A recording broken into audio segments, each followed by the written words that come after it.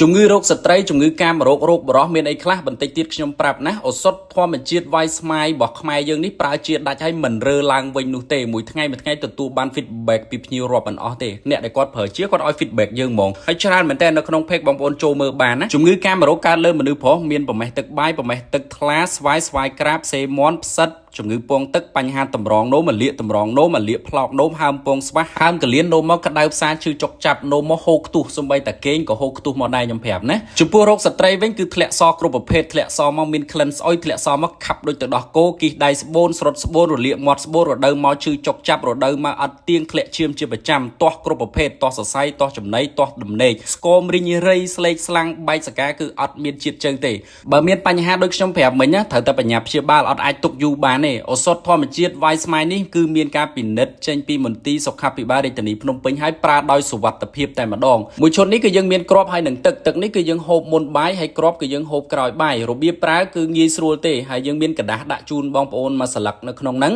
សម្រាប់បងប្អូនមើលប៉ុន្តែបើសិនជាមើលអត់យល់អាចឆាតចូល page ពួកខ្ញុំមានអ្នកឆ្លើយតបបងប្អូនភ្លាមតែម្ដងចំពោះបងប្អូនដែលគាត់មានអាការៈដូចខ្ញុំរៀបរាប់កុំទុកយូរគួរតែបញ្ញាព្យាបាលជំងឺកាមរោគបរោះរោគស្ត្រីនេះមិនអាចទុកយូរបានទេណាគួរតែបញ្ញាព្យាបាលទៅ